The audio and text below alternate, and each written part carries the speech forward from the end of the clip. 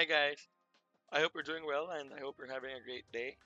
So, just a quick walkthrough with the location for the photo studio this year. We just thought this is a new place and then it would be nice to have a little guide. Of course, lalo na if you're bringing a car or para hindi na hassle sa parking and stuff like that.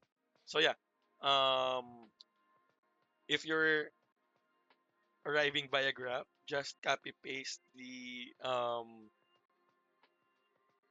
link, sorry, the address from the where button up top.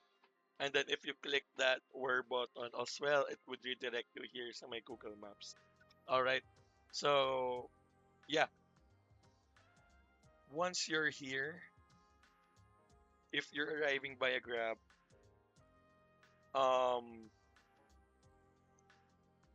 just come inside here, dito sa lobby, and then sa gilid ni Kuyang Guard, there's an elevator, and then just go to the fifth floor where everyone will be. Tapos yan, of course, message us. Siguro 9 out, 8 out of 10.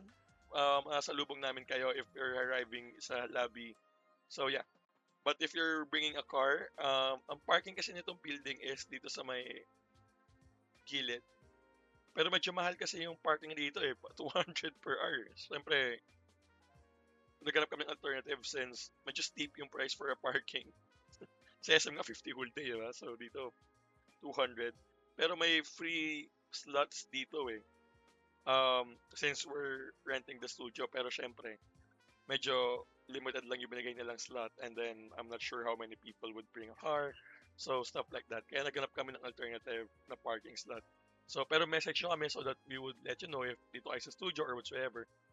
If wala dito, nakahanap kami dito sa may tapat, which is this one. Sarado pa siya rito eh, pero nung nag-oclure kami bukas na to, parking rates dito is 50 pesos lang.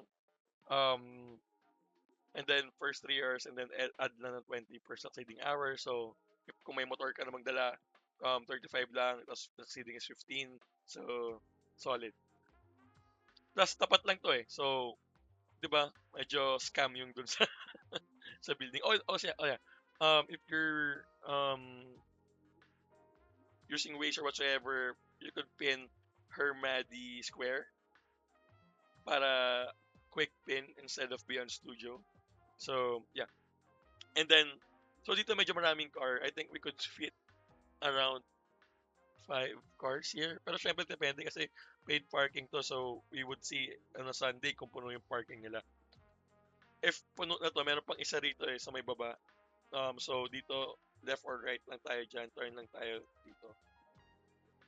Tayo mag-turn. And, so, pag nag-turn na kayo, baba pa konti. Ito, itong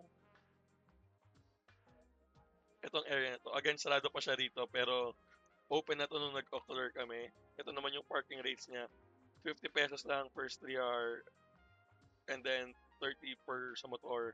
Succeeding would be 10 pesos. So, yun. Pero syempre, message pa rin kayo para masalubong namin kayo. Tapos, masabi na rin namin kung puno na ba yung sa may dito sa option A or if puno na sa option B or if meron na rin dun sa may building. Alright? And then, once na dumating na kayo, you could go inside the lobby.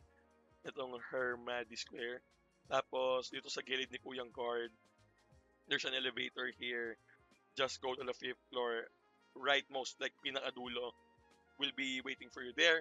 Pero most of the time naman siguro, lalo na if maaga, since wala pa namang ganong tao, masalubong namin kayo sa baba. So yan. See you there. Again, sorry, medyo crossing kasi to eh. So medyo ang hirap. Nung dumating kami, parang hala, saan yung parking? So, best um, thing is message nyo kami agad para we could coordinate na to the people na, oh, dito ka ba, ganyan. Alright? If you're if you're arriving naman via Grab, message ka lang. So, madali lang via Grab eh, kasi you don't have to think of the parking pa. Tapos, Yun, we have coffee and cookies. So yeah, see you there. Thank you so much. Have a great day. Bye.